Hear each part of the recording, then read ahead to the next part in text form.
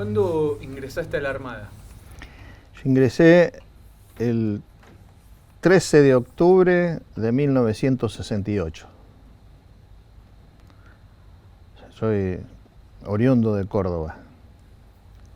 Ingresaste a la Armada y ¿cómo fue tu carrera ahí? Normal, pero tuve 5 meses en la isla Martín García. Soy parte de la última promoción que egresó de Martín García, porque después la escuela se fue a Zárate. Este año, en octubre, cumplimos 55 años de ese evento. Pensamos volver a Martín García con otros sobrevivientes de la vida, ¿no? Bueno, estuve ahí haciendo cursos de capacitación y navegaciones. Fui por primera vez al crucero Belgrano en 1971, al cumplir 20 años del crucero en la Argentina, y después fui de vuelta en el año 81, cuando cumplió 30 años de estar acá en el país. O sea que en Argentina los dos veníamos juntos. Bueno, y en 82 pasó lo que pasó, así que yo decidí muy seriamente no acompañarlo, porque tenía que hacer este reportaje acá.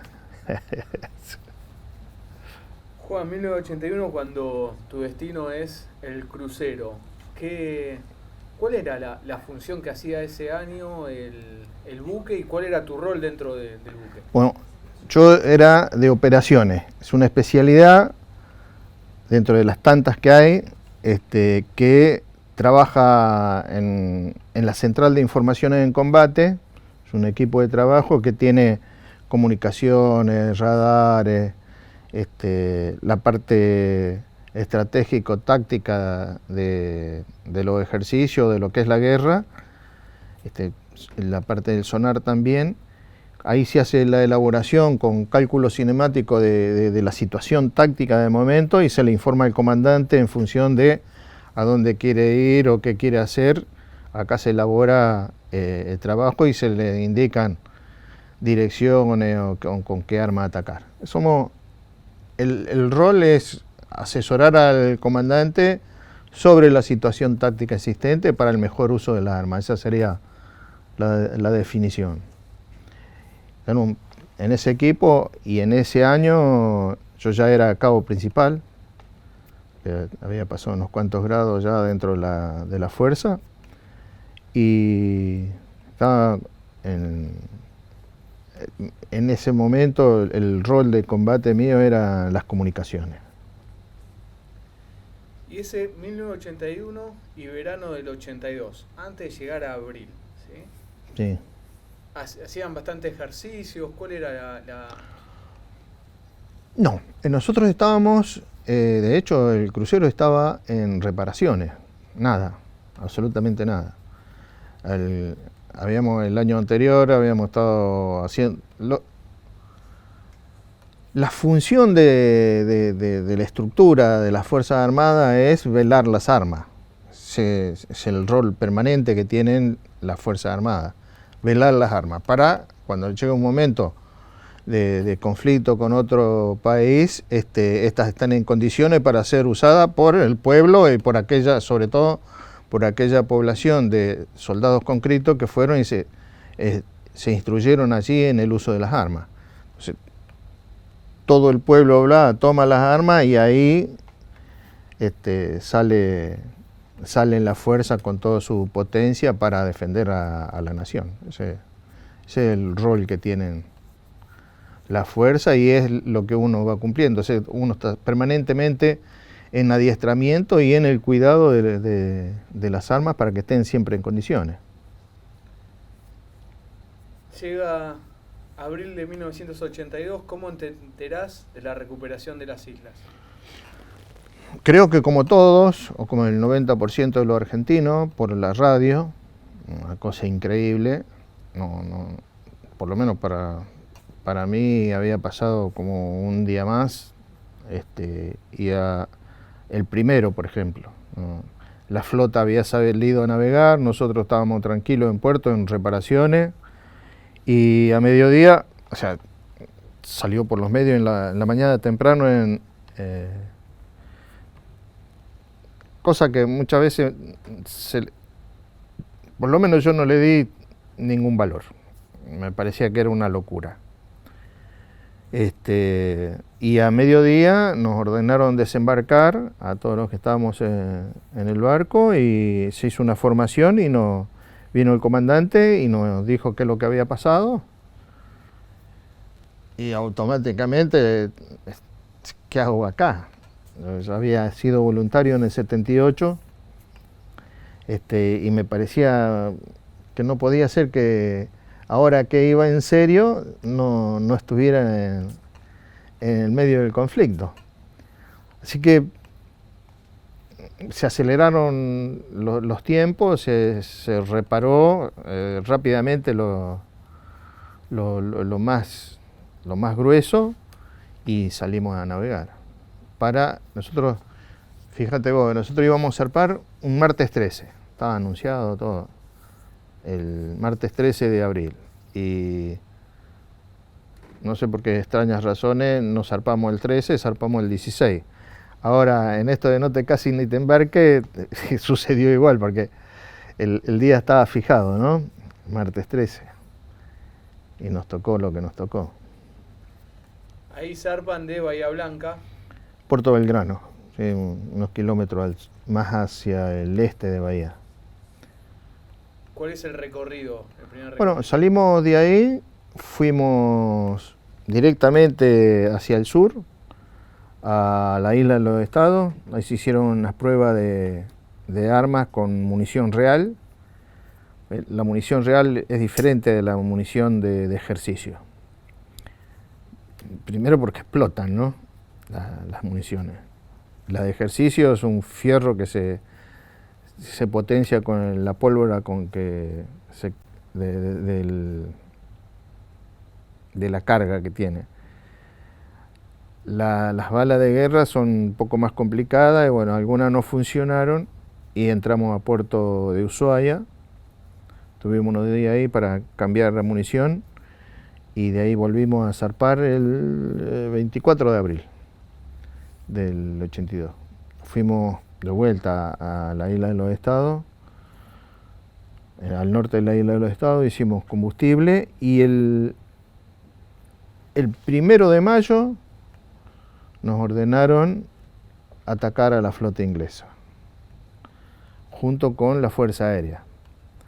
La diferencia sustancial entre el ataque o no ataque, o sea, la realidad del ataque de Fuerza Aérea, que es el bautismo de fuego, el propio primero, y nosotros no, es por la velocidad relativa, ¿no? Los aviones andan a 400 nudos y nosotros 20, 25, así que... Pero estábamos en camino de eso, de atacar a la flota inglesa, toda la flota argentina. Nosotros teníamos al lado como escolta 2 destructores, el destructor Buchar y el destructor Piedrabuena.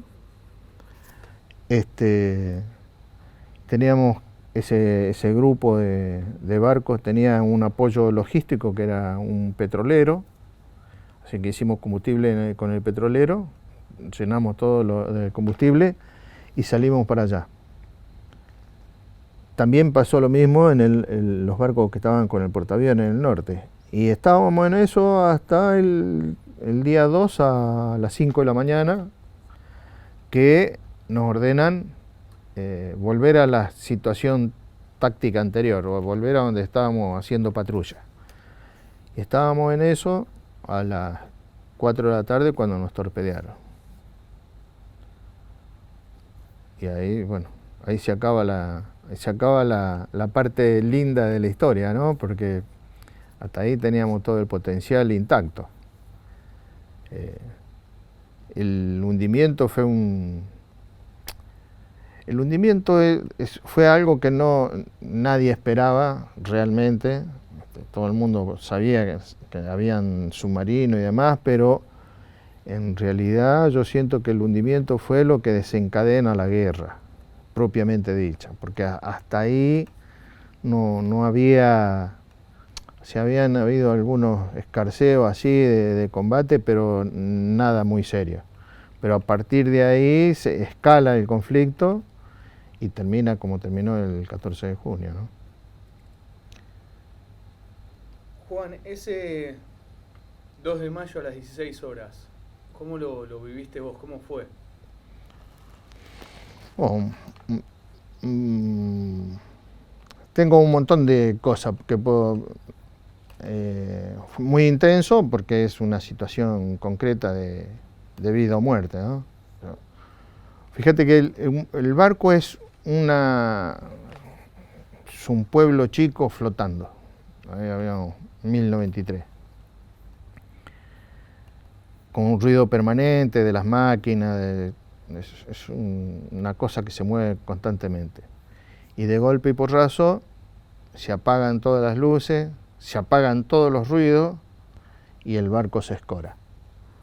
Entonces alguien pregunta por ahí, ¿qué pasó? Tuve esta certeza, ¿no? Nos pegaron un torpedazo. Digo eso y ahí hay una nueva explosión que a mí me semejó a los que saben lo que es la prueba de Stopinen en los cañones, que ponen una salva ahí y hacen una prueba del disparador del cañón, es un ruido muy especial. Bueno, eso es lo que yo sentí a 50 metros de donde había pasado, que había pegado un torpedo y había cortado 15 metros de proa.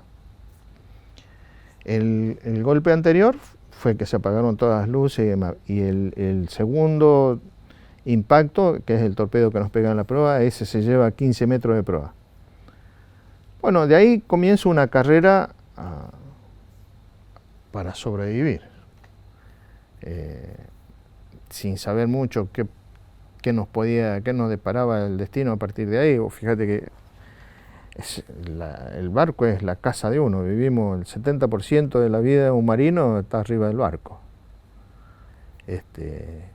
Y se te está hundiendo, se está llenando de agua.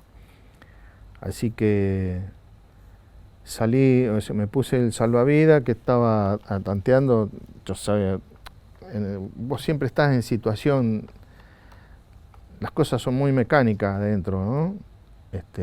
Dejás la campera en un lugar, el salvavidas en otro, todo está muy mecanizado.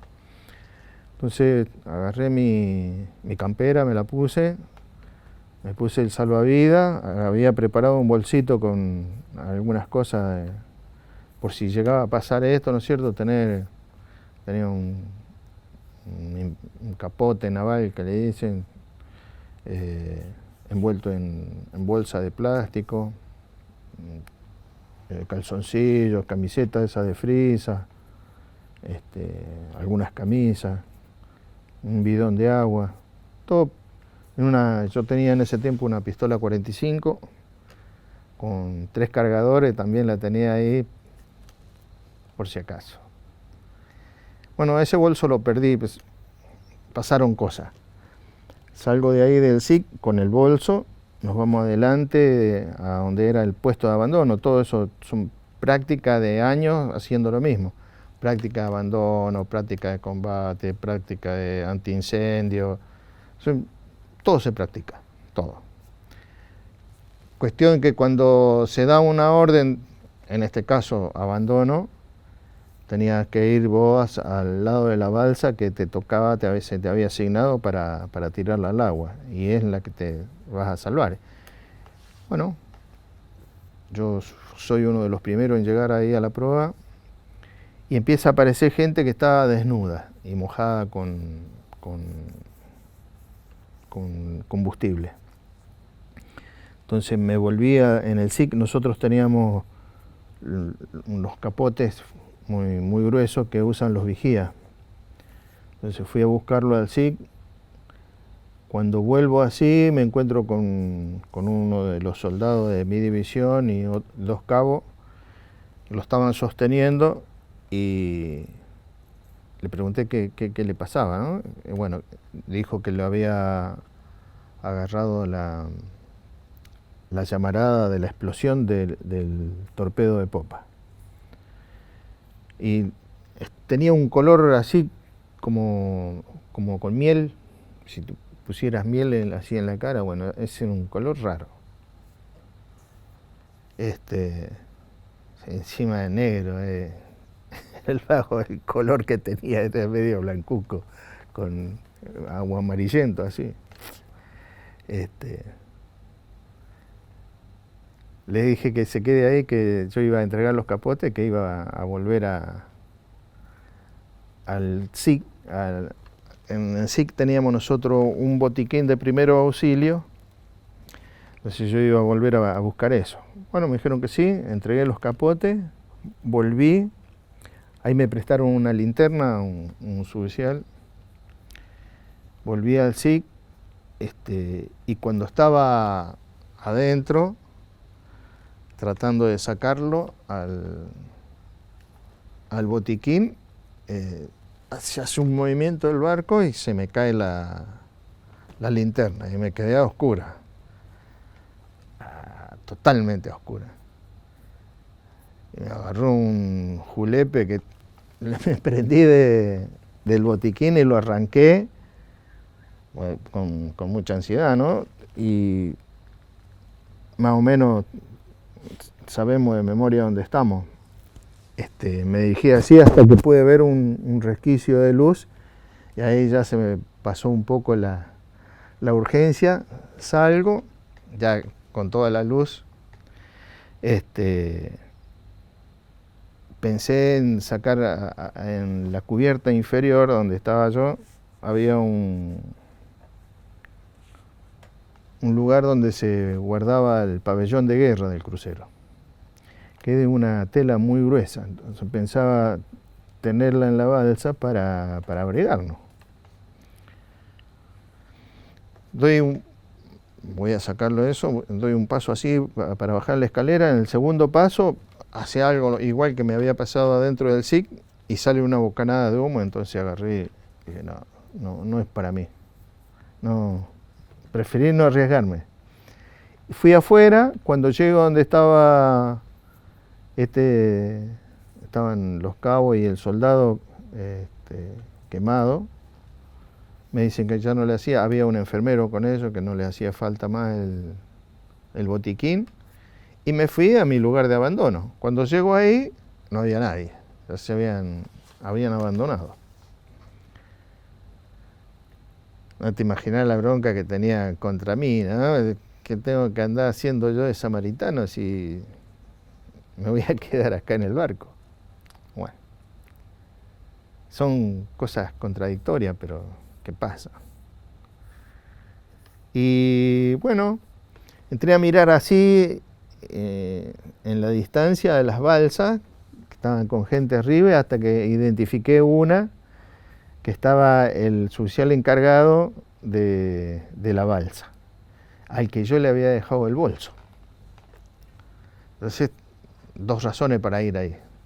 3 razones, porque si estaba él ahí, también tenía que estar un equipo de radiocomunicaciones que le dicen Survivor, que eso vos lo destapás y le das manija así, y tenés para transmitir en Morse o en radiotelefonía.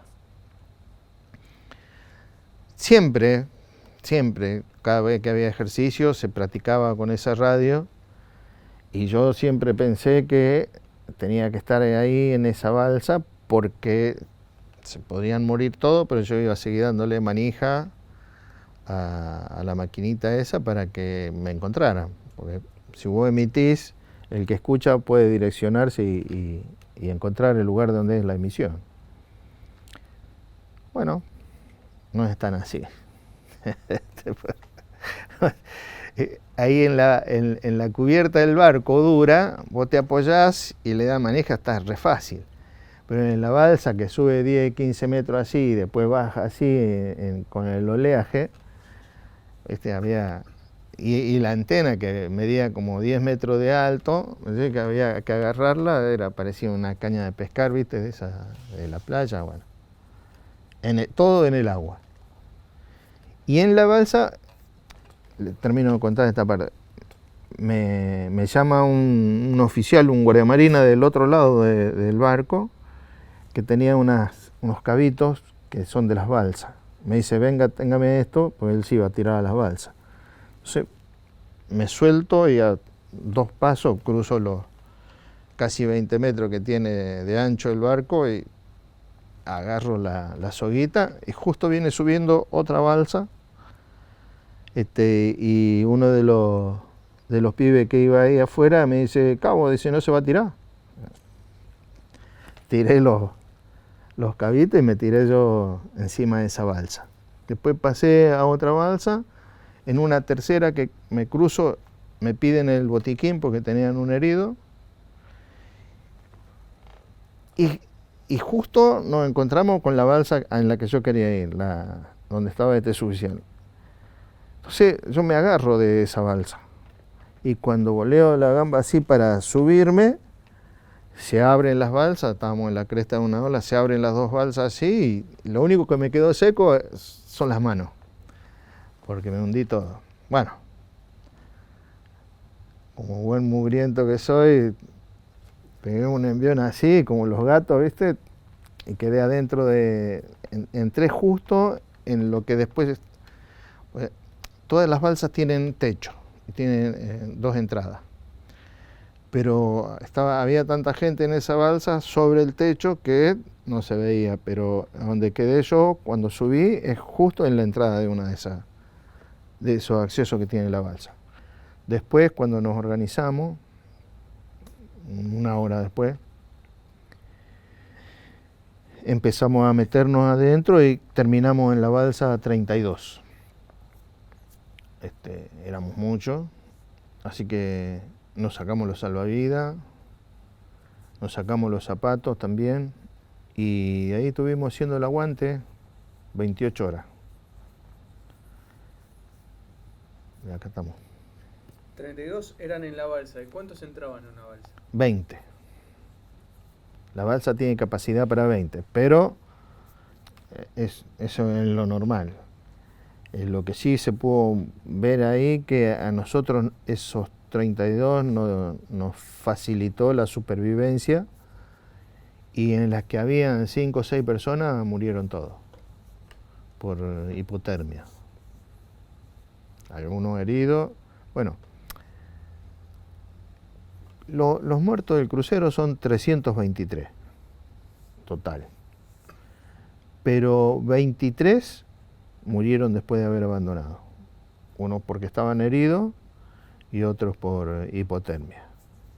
Es una situación que digo yo que no debíamos haber pasado, pero porque al lado nuestro, yo digo al lado, en el mar, 2.000 metros, 3.000 metros no es distancia. Pero se hubieran acercado los barcos al lado nuestro y por lo menos 23 hubieran sobrevivido. Juan, que es importante para que quede en el registro, ¿cuáles eran esos barcos? El destructor Piedrabuena y el destructor Buchar. Porque era el grupo de tareas. Claro, éramos los 3. Éramos 4, porque el otro era el petrolero, pero ese no entra en combate. Nosotros cuando salimos a atacar a la flota inglesa éramos 3 barcos. De esos 3 barcos, 2 tenían misiles de Socet, 4 cada uno. En total la Armada Argentina tenía 36 misiles de Socet. Misiles que son iguales que los que llevan los aviones, con la diferencia que se lanzan desde la superficie, desde el barco. De hecho, unos de esos misiles son los que pegan al Glamorgan en el acceso de Puerto Argentino, que se lo sacaron al destructor Seguí, se los montaron ahí en un chatón de eso para llevar fardo de pasto, con un radar de control tiro del ejército lo acomodaron y le pegaron con ese misil. Así que imagínense el desastre que podría haber sucedido si nosotros concluíamos ese ataque. Dejábamos y esto lo digo con mucho orgullo y con por ahí no tanta pasión como me gustaría, pero hubiéramos dejado a la flota inglesa por primera vez en su historia fuera de combate. No pasó, nos volvimos. Juan, dicen los capitanes de los buques que tenían la orden de, si pasaba un ataque, retirarse. Es lo mismo que te diga yo, mira, si se apaga la luz, vos te podés ir y me dejás colgado a mí acá. Tu responsabilidad acá soy yo. Bueno, la responsabilidad de los comandantes es permanente y ellos debían haberse quedado allí por la especialidad, mi especialidad. Cuando pasa una situación así en orden de ataque, no es que vos te vas. Lo que vos tenés que saber de dónde vino el ataque y como los destructores son antisubmarinos, atacar al submarino enemigo. Eso es lo que dice la doctrina, no lo digo yo, lo dice la doctrina. Eso es una de las cosas que lanzás carga de profundidad, poner en dirección el barco a máxima velocidad sonar para poder activarse el sonar para detectar dónde está el submarino y producís un ataque guiado por el sonar. Y con la primera intención de si sabe dónde vino el torpedo, esa es la dirección inicial de ataque. Eso no pasó, por doctrina.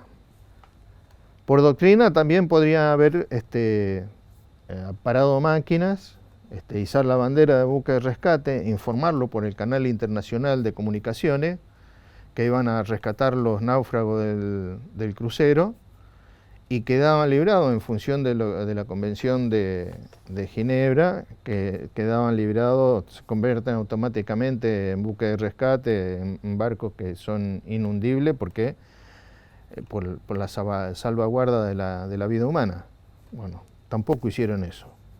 Y se apegaron a una charla de 3 comandantes en un barco diciendo que si alguno lo tocaban, los otros 2 se tenían que ir. Una bajeza que yo no acepto, no soy oficial de Marina, pero me parece que no debieron haber hecho eso. Me parece que debieron haber ido a buscar a rescatar a los náufragos, que además son camaradas de ellos mismos, ¿no? De ellos y nuestros. Son, al otro día, y de hecho hay todavía resquemores entre los rescatadores y los rescatados, porque, bueno, yo digo, a mí me deben 23. A mí me deben 23, porque esos 23 para mí se podrían haber salvado. Pero también hay otras charlas entre sobrevivientes de que hubo más gente que se salvó, que fue a la balsa y que no se encontraron ni las balsas. Pero para dejarlo en el marco de la duda, me deben 23. No hay tranza con eso. Sin hablar de la criminalidad del ataque que cometió el comandante del submarino, ¿no? Porque ese también es otro comandante. En la hermandad de los comandantes ellos saben qué pueden y qué no pueden hacer. Tranquilamente, con la misma cantidad de torpedos que lanzaron, podrían haber averiado a los 3 barcos, poniéndole el torpedo en la proa, y no moría ni la 10ª parte de personas. Eso, la Convención de Ginebra la conocen todos. Y ellos estudian sobre eso. Después, también otro que dice que cumplía órdenes de Margaret Thatcher, pero tranquilamente el comandante, el dueño de la situación del momento es el comandante. El dueño y señor y único responsable de lo que pasa en el momento de la guerra es el comandante. Entonces, el comandante del submarino Conqueror es un criminal de guerra, por acción, porque él podría haber evitado tranquilamente la cantidad de muertos que tuvo el crucero, tranquilamente, y hubiera cumplido la orden de dejar fuera de combate al crucero y podría haberse agrandado más, podría haber dejado 3 barcos de guerra fuera de combate. Sin embargo, prefirió, como los que se fueron, acatar una orden mal dada y cometer un crimen porque no había ninguna necesidad de cometer semejante atrocidad, no la había. Pero acá estamos, para contar. Juan, ya vamos a profundizar sobre eso. Último, quiero volver un instante a esas 48 horas en la balsa.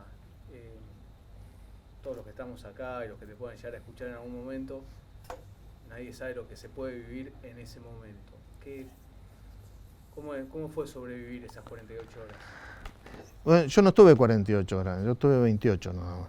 Hay gente que estuvo 48 y hay gente que estuvo hasta 72 horas. Mirá, el barco es la casa, es lo mismo que ver que se te prende fuego tu casa, que te queda nada. Bueno, la sensación que se vive no tiene una descripción muy concreta. Y la sobrevivencia tampoco, porque impera ahí dos cosas, el individualismo y la solidaridad. Son cosas muy contradictorias, ¿no? Porque yo quería salvarme. El 13 de abril, cuando se suponía que íbamos a zarpar, yo fui al barco y pedí permiso para volver a casa para dejar el auto. Y tuve un accidente, choqué. Y llego a casa y, bueno, tuve un rato ahí con mi señora a acomodar, ver cómo hacer para rescatar el auto después, porque no se podía mover. Y me dice, ¿qué voy a hacer yo? Y andá, ve a tu tía, que esto, que lo otro. Y si no volvés, quédate tranquila, yo vuelvo. Es eso. Yo estaba decidido a volver, pero es una voluntad que no tiene que ver con nada. Sino es solo la voluntad y las ganas de expresarlo para tranquilizar al otro. Bueno, yo cumplí con esa palabra. En la balsa, hacía un frío, pero no se puede describir.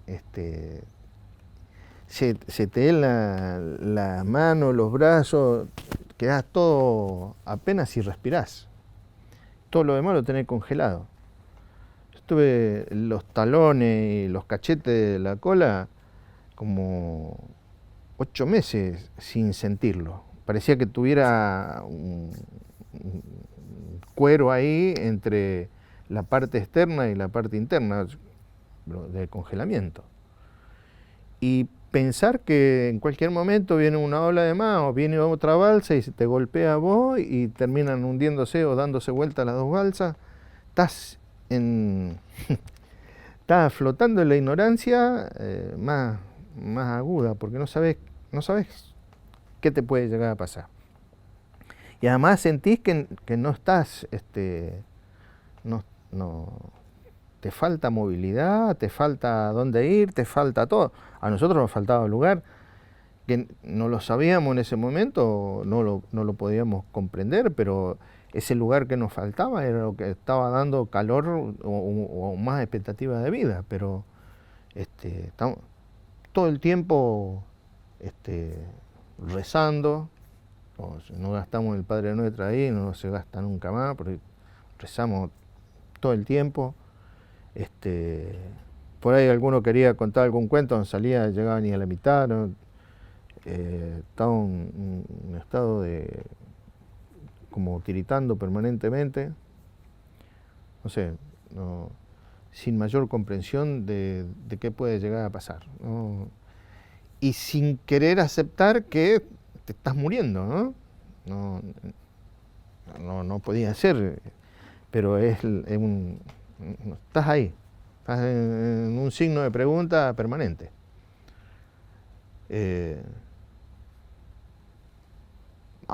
Eso fue de las 5 de la tarde, de 5:30 de la tarde en adelante, ya todo noche, se levantó mucho viento, mucho. Estábamos con problemas de temporal, pero ahí se levantó mucho más.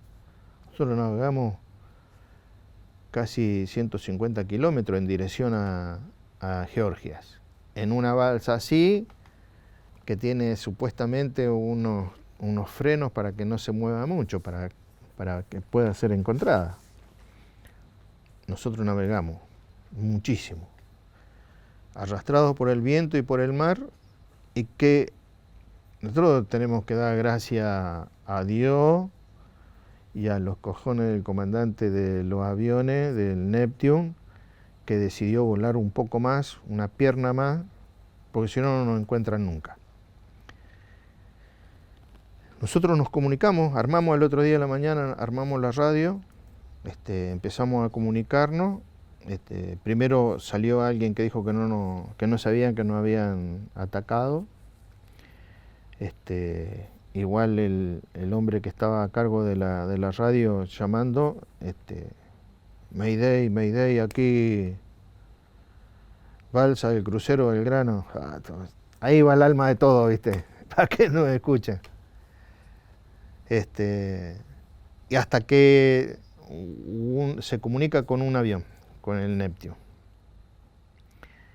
Se comunican con él y bueno, que concretamente quién era, y no terminan de comunicarse diciendo: veo una balsa, veo otra balsa, y se siente el avión que pasa por encima. Eso nos volvió el alma al cuerpo. Y eso en realidad terminó siendo la posibilidad cierta que tuvimos todos de ser rescatados, porque la búsqueda de las balsas se estaba haciendo casi 70 kilómetros más al norte de donde nosotros estábamos. Y si el comandante de ese avión no hubiera tomado, porque ellos ya entraban en lotería. Lotería es las posibilidades que tiene un avión. Cuando va a salir un avión, arma el plan de vuelo y dice: bueno, si no puedo estar acá, puedo ir hasta acá, y si no, puedo ir hasta este otro lado. Eso se llama lotería. Las posibilidades que tiene de ir a otro aeropuerto de donde salió. Ellos pierden en la lotería cuando deciden buscar. Entran en lotería, no les queda más combustible que para volver a determinado lugar. Entonces el comandante dice: bueno, vamos a dar una vuelta más, a ver si lo podemos enganchar. Y vemos después, enfilamos hacia donde hay un barco cerca para amerizar el avión, y nos tiramos del avión ahí y nos salvamos. Pero eso era una posibilidad más para nosotros. Gracias a Dios que tuvo ese tipo ahí, que tomó esa decisión, y la que nos permitió a todos estar acá ahora, vivos cada uno en su casa, ¿no? Pero se lo debemos a un tipo. Juan, ¿y qué buque es el que te rescata a vos? A mí me rescata el otro día el destructor Buchar. Tenía problemas con las máquinas porque se le había metido parte de una balsa en un aspirador que tienen para enfriar las máquinas. No podían parar más, así que rescataron 2 o 3 balsas, nada más. En los otros, el Piedra Buena rescató más gente, y el aviso, hay un aviso, no me sale el nombre ahora, que es el que más, 300 y pico rescató. Llegaron unas cuantas horas después. ¿Te rescata el buque y lo lleva a Ushuaia? Claro, no, los 2 destructores y el aviso van a el Gurruchaga, el aviso. Van a Ushuaia, nos desembarcan de ahí, nos llevan a un galpón que hay, no sé si han ido ustedes a Ushuaia. Hay un galpón para guardar aviones, y ahí nos hicieron cambiar de ropa, nos dieron un overol y nos embarcaron en aviones y nos trajeron a Puerto Belgrano. Primero a Espora y después en colectivo a Puerto Belgrano. ¿Y en ese galpón la reacción del pueblo se acercaba? No, mira, cuando nosotros desembarcamos ahí en puerto de Ushuaia, habían cerrado todo lo que es el acceso al puerto, todo lo que es la avenida Perito Moreno hasta la pasarela Fique, todo eso estaba cerrado y se le había hecho poner a los frentistas papeles en la ventana para que no nos saludara, no se nos acercara. Eso pasó. Así que no pudimos ver a nadie, salvo a la gente que estaba haciendo prensa ahí, que no podemos definir, yo no podría decir de dónde era. Lo más probable es que fueran de seguridad, ¿no? Filmaron a todos y bueno, y nos mandaron de vuelta para casa. Y ahí terminó la guerra. ¿Cómo fue el regreso a tu casa? ¿Cómo fue? Yo era un tipo grande, ya tenía 31 años, ¿no? Nada, como venía todos los días del laburo. Nosotros somos bastante secote para algunas cosas, así que no hemos cambiado nada en eso.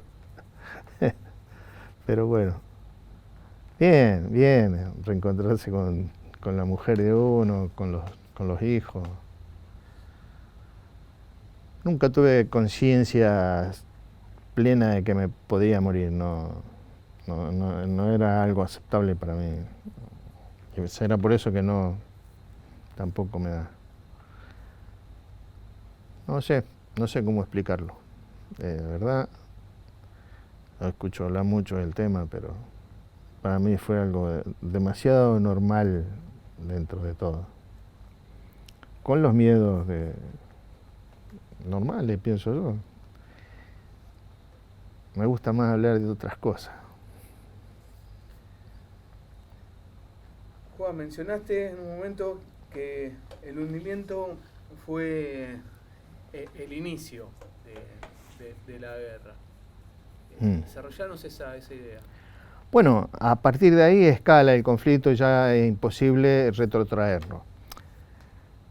Nosotros hemos planteado muchas veces que el hundimiento es producto de la propuesta que hizo Belaúnde Terry para poner 3 banderas en Malvinas.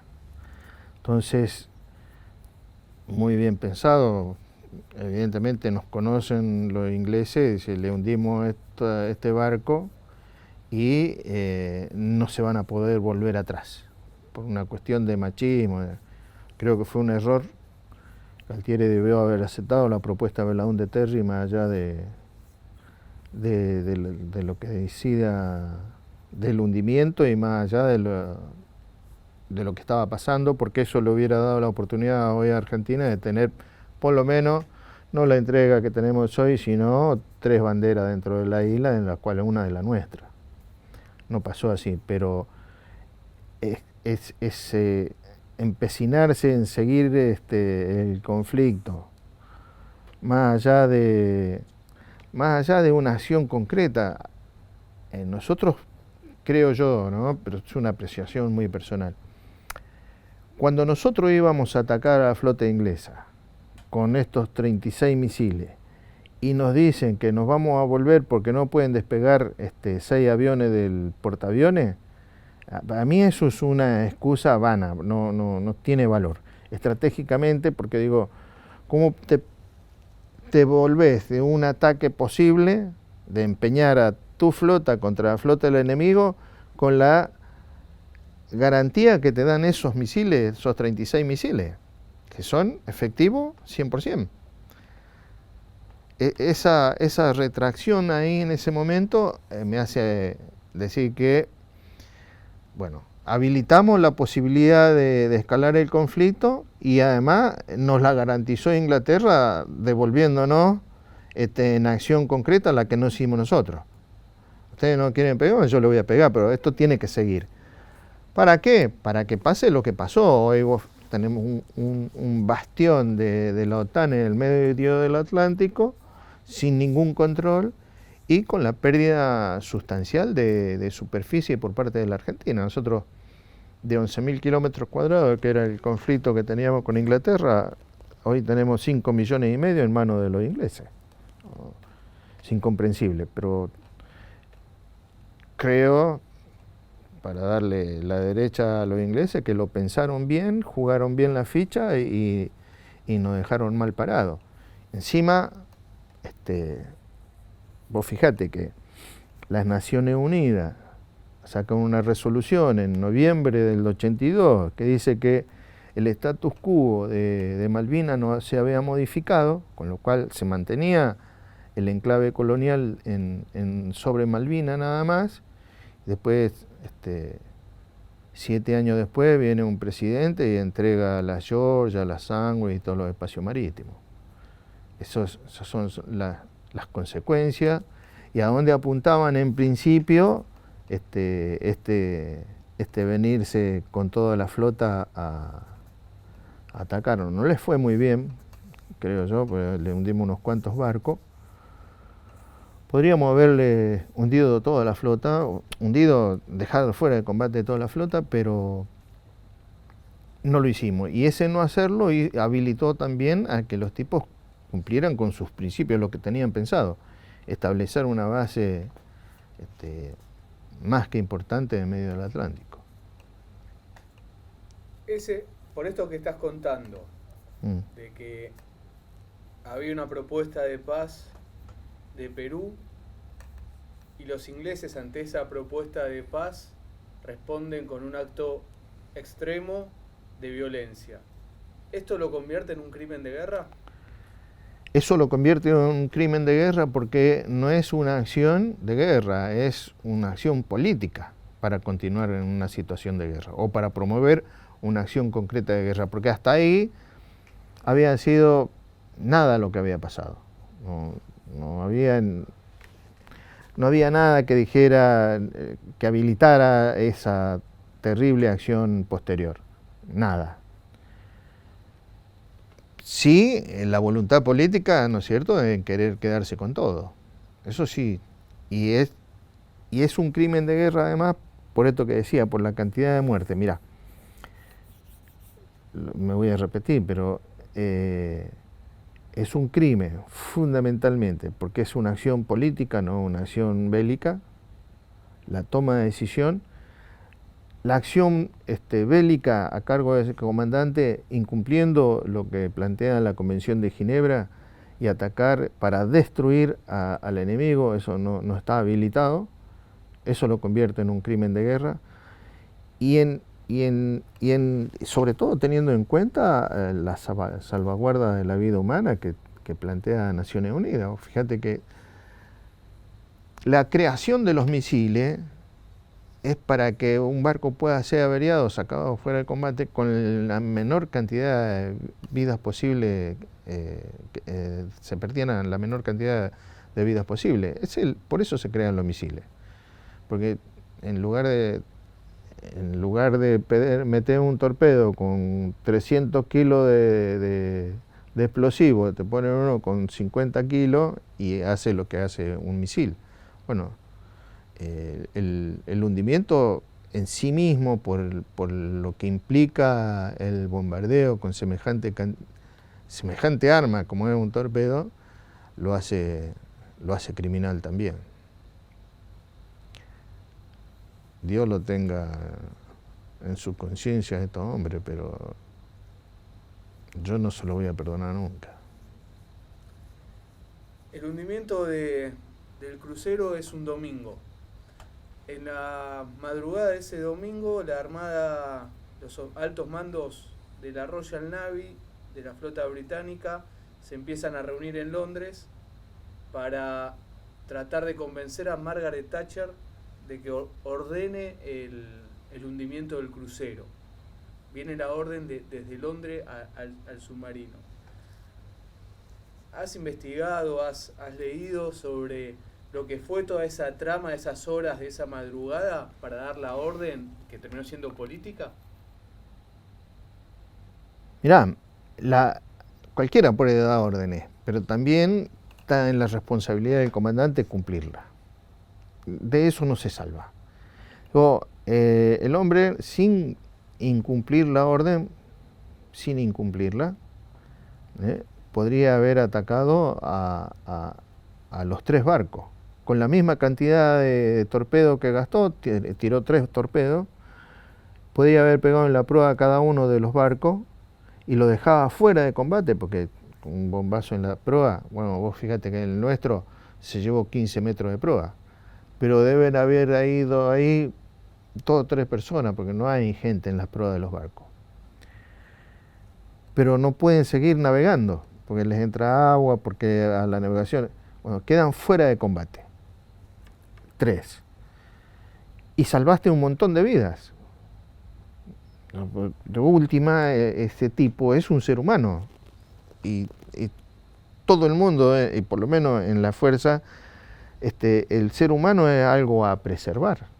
Y la Convención de Ginebra plantea eso, y la Carta de Naciones Unidas plantea lo mismo. Lo principal en el mundo es el ser humano, más allá de sus enfrentamientos. Excusarse en la orden recibida de que hay que hundir al Belgrano y cometer semejante estropicio, lo marca como un mal comandante.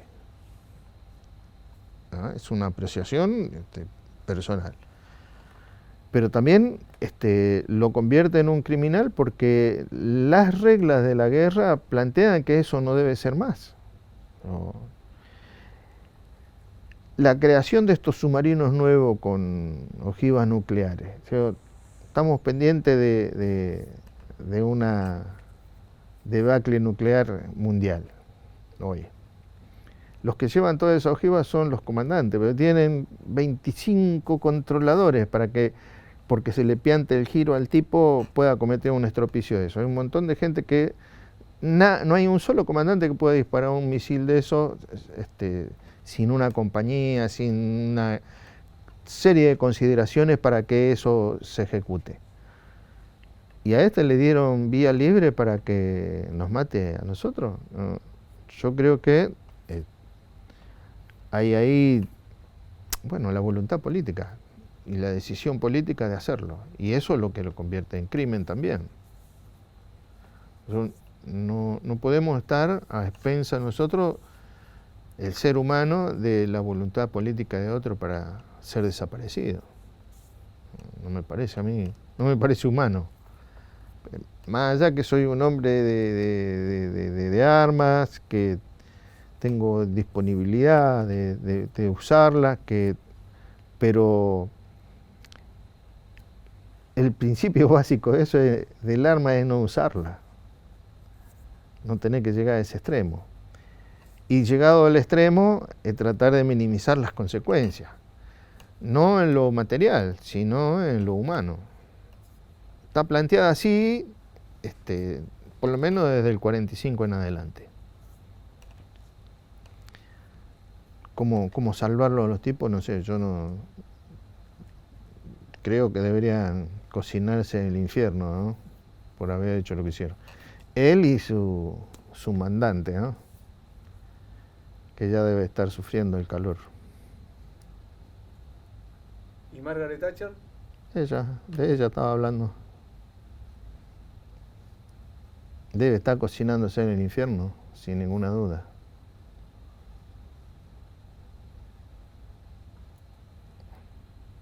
Ella cuando Margaret Thatcher da la orden de hundirlo, sabiendo que estaba la propuesta de paz.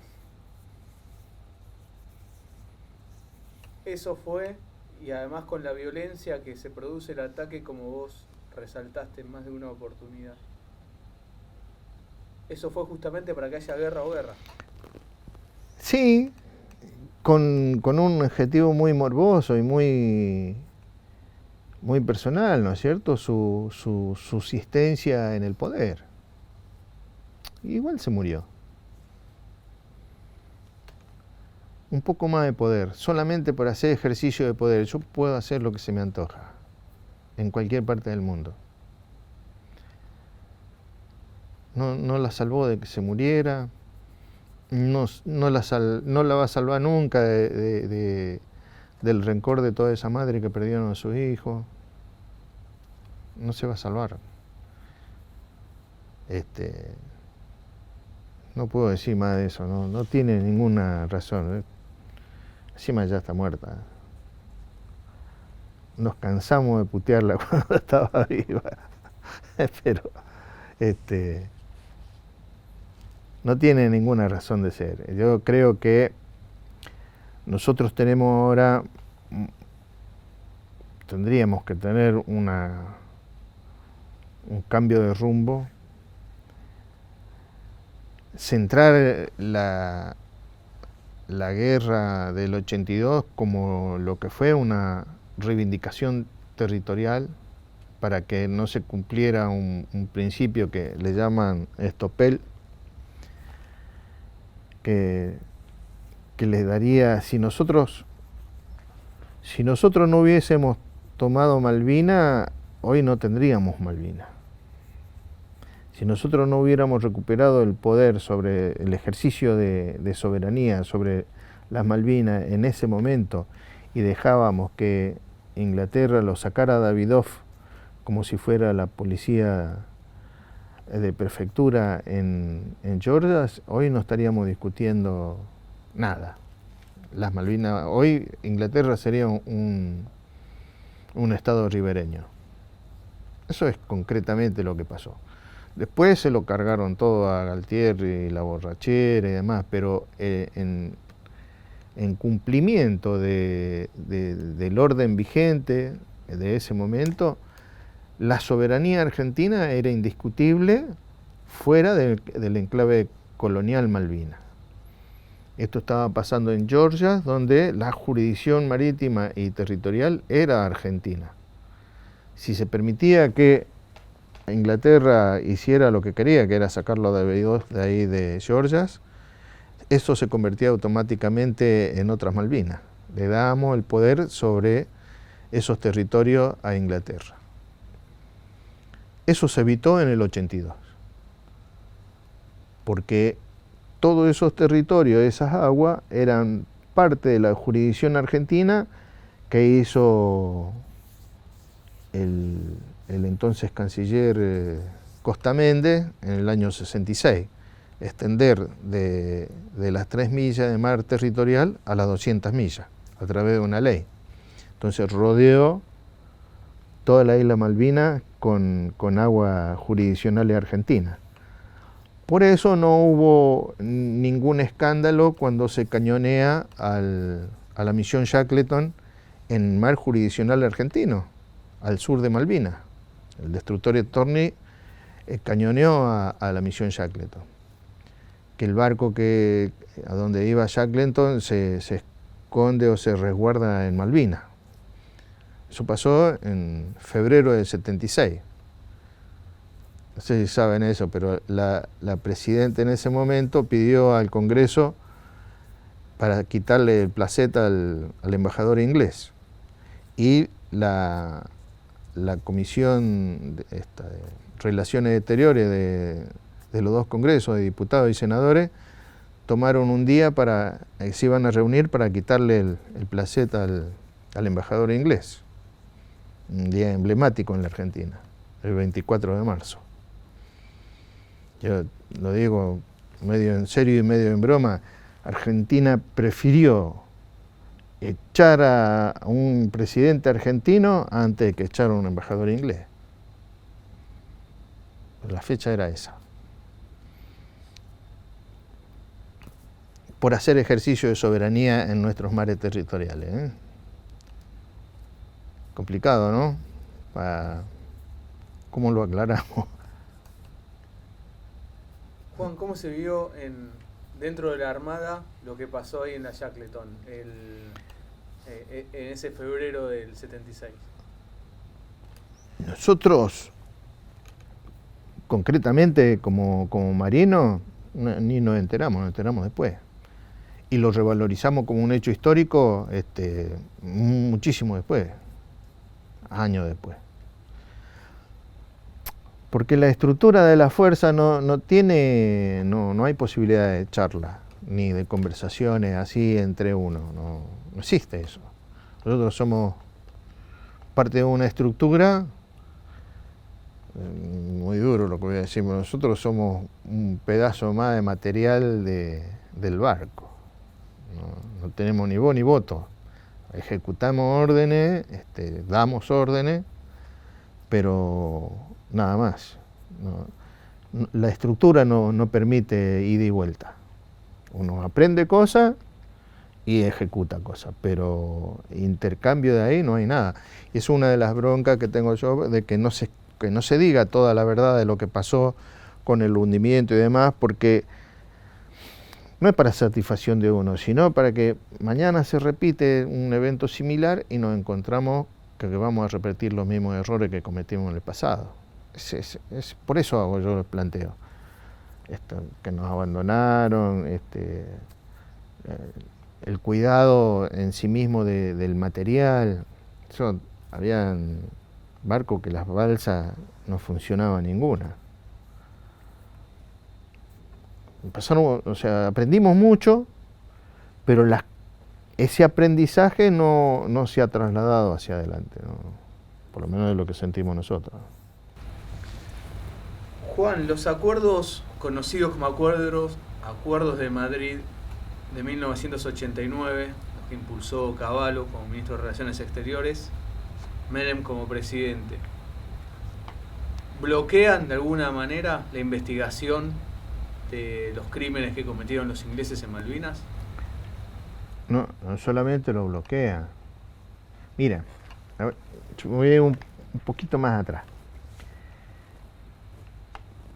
En noviembre del 82 sale una resolución de las Naciones Unidas para evitar que digan la guerra da derechos, que es lo que pretendían. Le ganamos la guerra, bueno, lo dijo Boris Johnson hace poco, el Sunak también, todo dice, ganamos la guerra a pelarse. Eso es falso, absolutamente falso.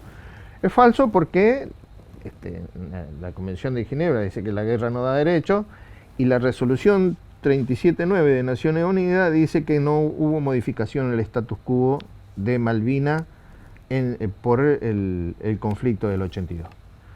Con eso se cierra una etapa. Nosotros, si había que volver a algún lado, es a la 2065 o al paraguas de soberanía del 71. Eso es lo que plantea esa resolución.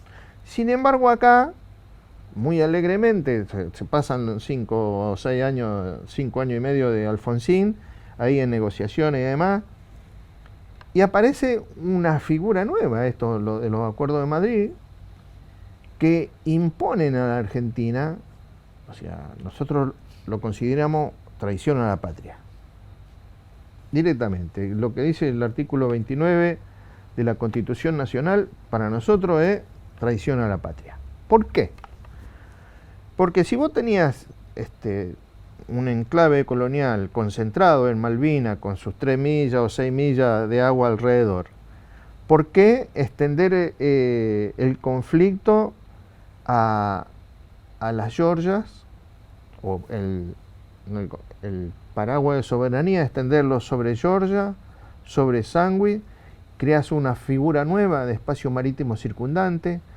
Entonces cierran la soberanía argentina de las 200 millas, la transforman en 12 millas alrededor de cada grupo de islote y todo el resto del mar es mar internacional. Eso es una entrega de soberanía lisillana. Perdón, yo me niego a hablar de soberanía. Digo, entrega integridad territorial argentina.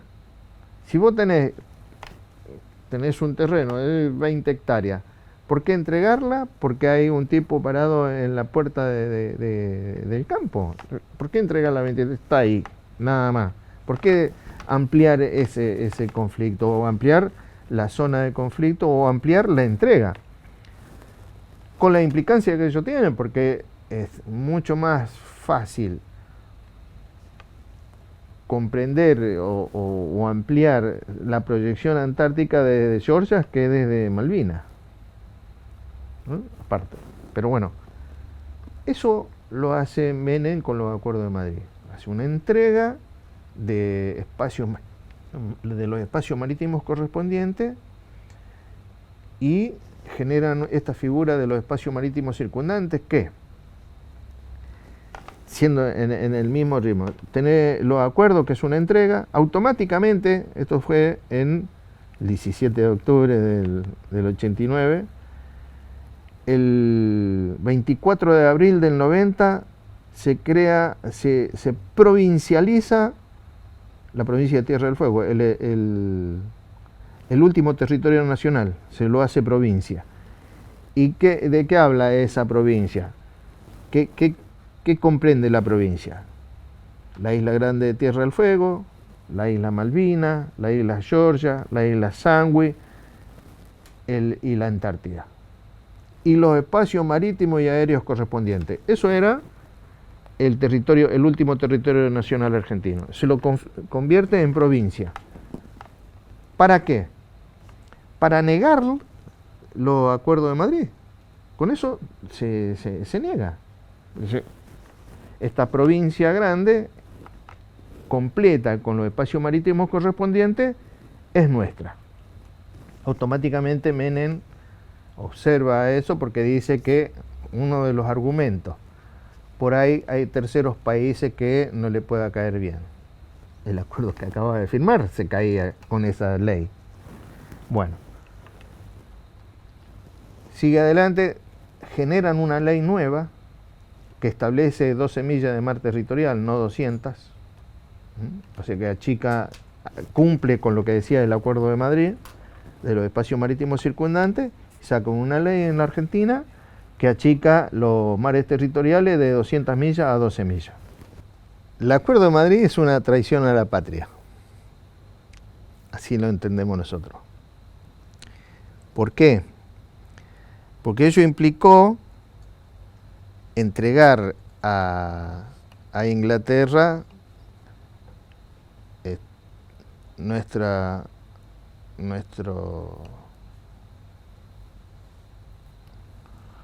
integridad territorial. ¿De qué integridad territorial? La que teníamos hasta ese momento. Cuando termina el conflicto de Malvinas en el 82, sale una resolución, la 37-9, que plantea que el conflicto de la guerra no había cambiado el status quo de la disputa entre Argentina e Inglaterra. O sea, que la guerra no da derecho. ¿Cuál es la razón entonces que motiva al gobierno nacional a entregarle, a ampliar el paraguas de soberanía sobre lugares que no estaban en disputa? Con este potencial, que uno antes podía hacer ejercicio de soberanía sobre ellos, el control de la pesca, el control de la navegación, el control de las propias islas, cosa que ahora no podemos hacer, es un ejercicio que lleva adelante Inglaterra. Sin un costo para Inglaterra, todo entrega Argentina a la usurpación británica. Entonces, por eso lo decimos nosotros que le cabe el artículo 29 de la Constitución. Pasa el conflicto a ser de un enclave colonial de 11.000 kilómetros a uno de 5 millones de kilómetros como el que hay hoy.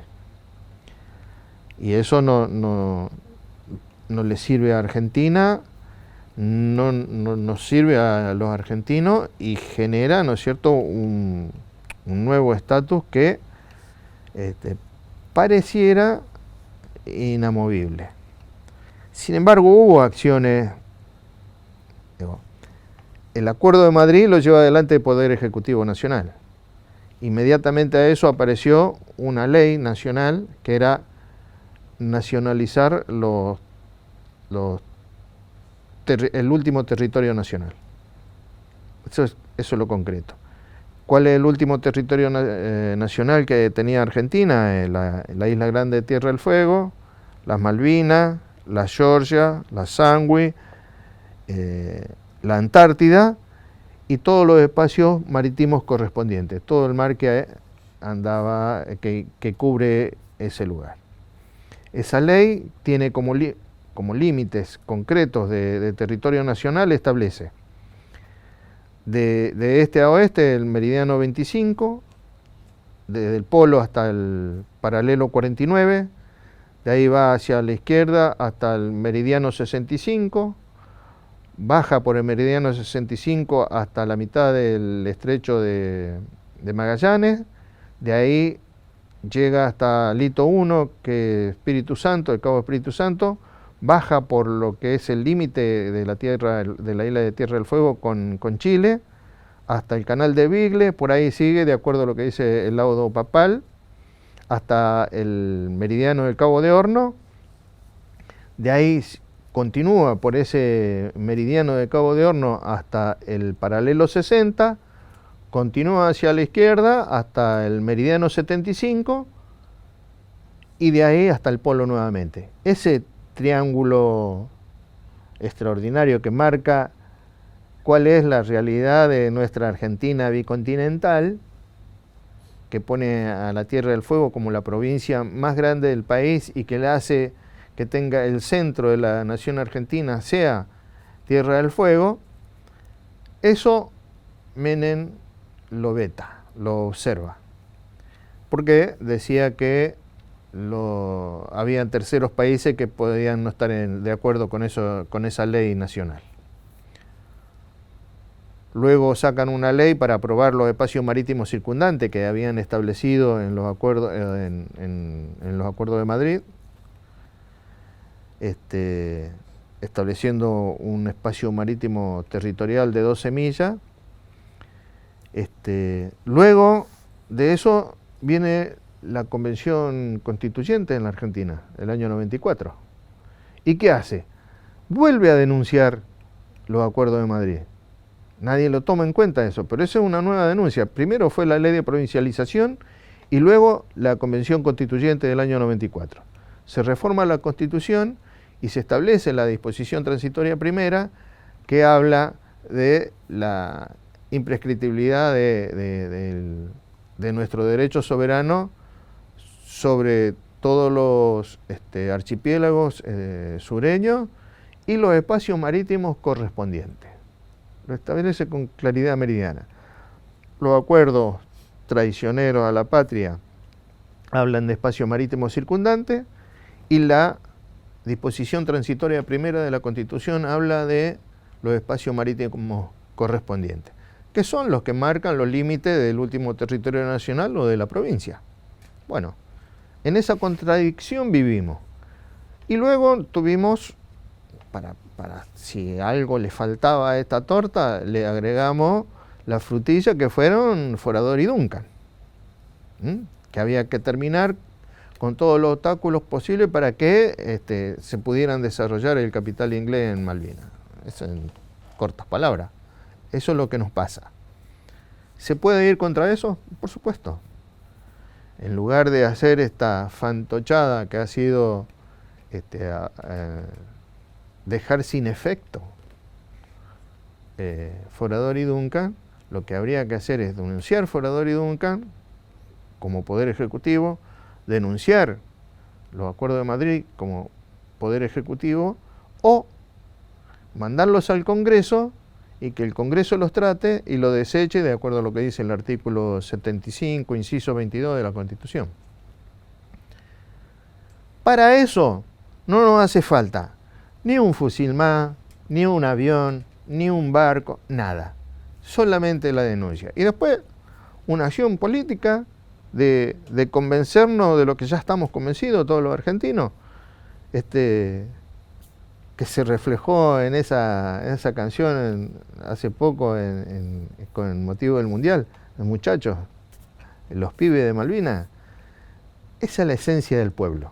Y después tenemos la dirigencia que tenemos, que nos lleva a la entrega y al hambre de la mitad del pueblo, ¿no? Y lo que habla el Acuerdo de Madrid de que no se investiguen los crímenes. Bueno, esa es otra entrega, esa es otra traición.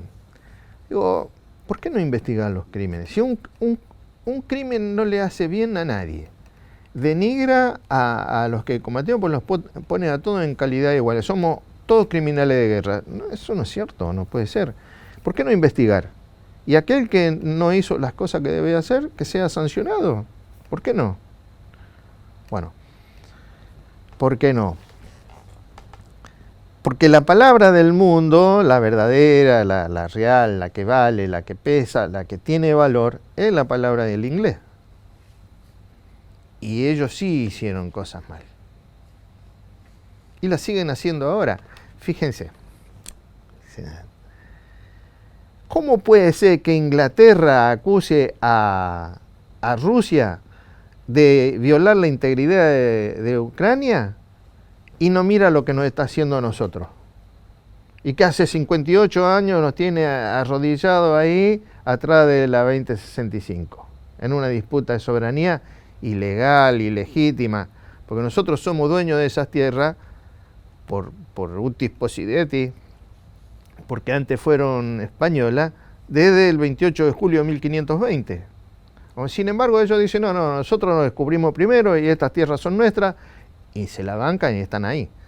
Ahora, ¿cuál es la autoridad moral que tiene Inglaterra para acusar a Rusia sin mirarse al espejo en lo que está haciendo con nosotros? ¿O no estamos invadidos nosotros? Nosotros estamos sufriendo una invasión que no tiene el costo que tiene el de Ucrania y Rusia, porque no volvemos al 82. Pero si mañana nos levantamos mal y decimos, bueno, vamos a ir de vuelta, y otra vez otra gente muerta, por la tosudez de los tipos de apropiarse de lo que no les es propio, bueno, los pone como lo que realmente son, ¿no? Carniceros, donde el poder real lo ejercen y matan, y no tienen ningún problema, y duermen todas las noches. Si no, pregúntenle a los iraquíes, a los afganos, a los sirios, pregúntenle a los africanos cómo le va con la banderita inglesa, ¿no es cierto?, boyando por el mundo, chupándole las riquezas a todo el mundo sin ningún problema. Bueno, por eso nosotros estamos muy mal con Inglaterra, queremos por lo menos pararnos, ¿no es cierto?, y decir con claridad que eso nos pertenece, que no hacen falta armas para lograrlo, porque apelamos al derecho internacional que da la Carta de Naciones Unidas, que da la resolución 1514, 3 de sus cláusulas de la resolución 1514 del año 60, habla que no puede haber libertad de un pueblo si no tiene su integridad territorial. 3 hablan de integridad territorial. Sin embargo, nosotros, nuestros representantes, sin que se les moviera un pelo, fueron capaces de firmar, ¿no es cierto?, y aceptar la resolución 2065 en la disputa de soberanía, o aceptar y entregar los acuerdos de Madrid. 2 tratados que podrían ser claramente tratados en el Congreso, y estamos dispuestos y abiertos a que los aprueben. No va a pasar, no lo van a aprobar. Y como saben que no lo pueden aprobar, por eso no los trata. Yo creo que hay una conducción nacional que tiene una férrea decisión de seguir sosteniendo los intereses ingleses en Argentina.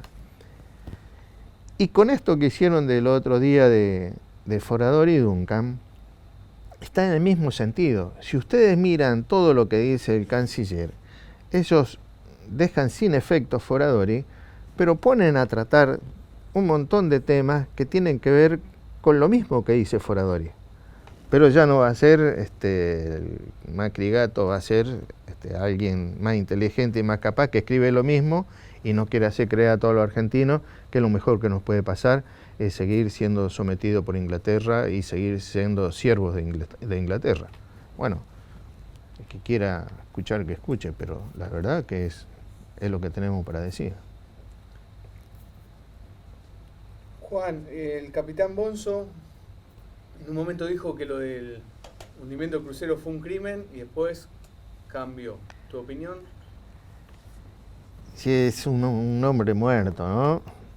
él cometió un error al no hundirse, como decía el eslogan la premisa que tenía inscrita el crucero en su frente, decía: y se pique antes que rendía el pabellón.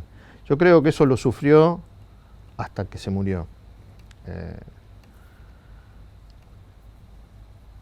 Él no puede aceptar lo que pasó, ¿no? Y tiene que exponer. Si él hubiera dicho que es un crimen, lo del crucero lo dejaba mal parado. Y la excusa que encontró es que si es un crimen el hundimiento del crucero, los 323 dejaban de ser héroes de la patria y se convertirían en mártires. Para mí es exactamente lo mismo, ¿no es cierto? Pero evidentemente él tenía otra concepción de lo que es ser héroe y de lo que es ser mártir.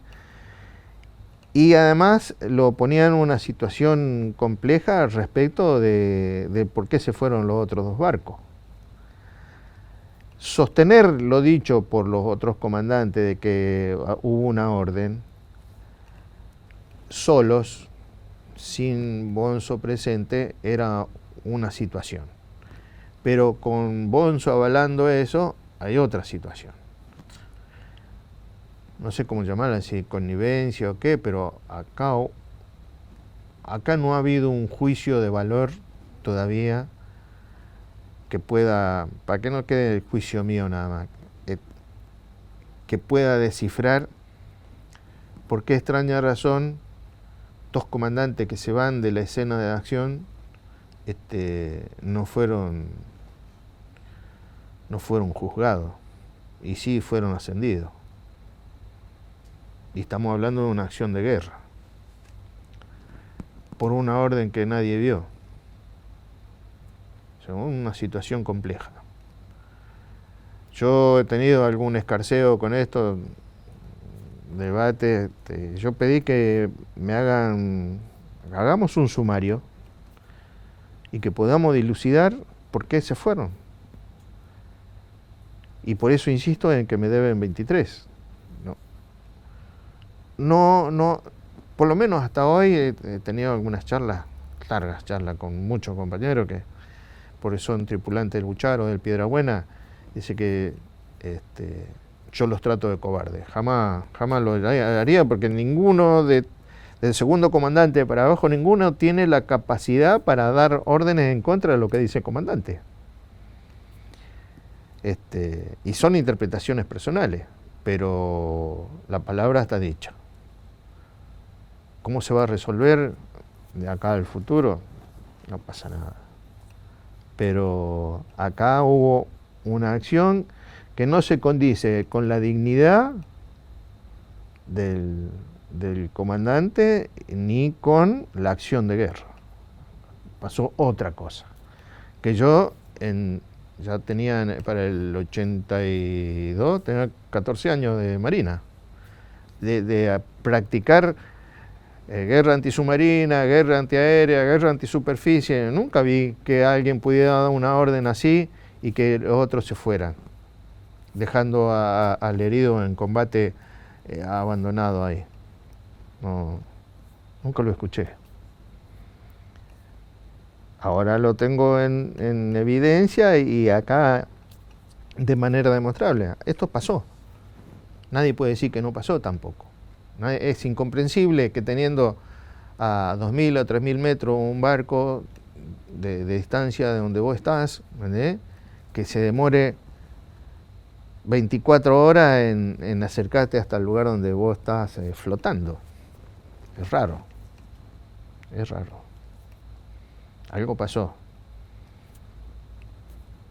que no tiene nada que ver con la doctrina de la guerra, absolutamente. Y mucho menos con el derecho humanitario. Alguien tendrá que responder alguna vez. Yo creo que están esperando que nos muramos todos para poder sacar la versión oficial. ¿Quién va a contradecirlo?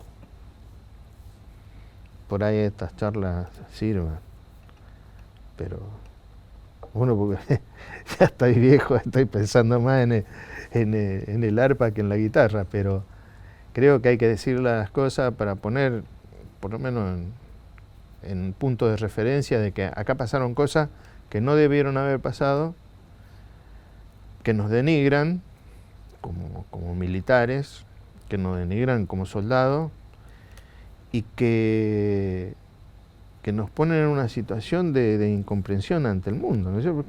¿Cómo pasa?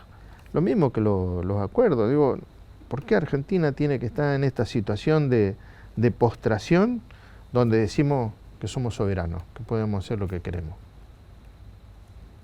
Sí. Nosotros en el 78 estuvimos al borde de agarrarnos a los tiros con Chile y movilizaron, venía con el muchacho que trajo en el auto, él estuvo movilizado en ese momento, que los tenían volando. Digo, contra Chile, sí, ahí cargamos todas las pilas y vamos todos. Y contra Inglaterra mandamos a algunos y además hacemos el amague nomás y nos volvemos. Se me complica a mí, se me complica mucho. Hay muchos adjetivos que no quiero ponerlo pero se me complica. Juan, cuando pensás en el crucero Ara General Belgrano, ¿qué sentís? Orgullo por haber participado, por haber estado, por haber ido a defender a la patria, por haber tenido compañeros que hicieron lo mismo que yo, trataron de ayudar, ser solidario, más allá del extremo que significa estar al borde de la muerte.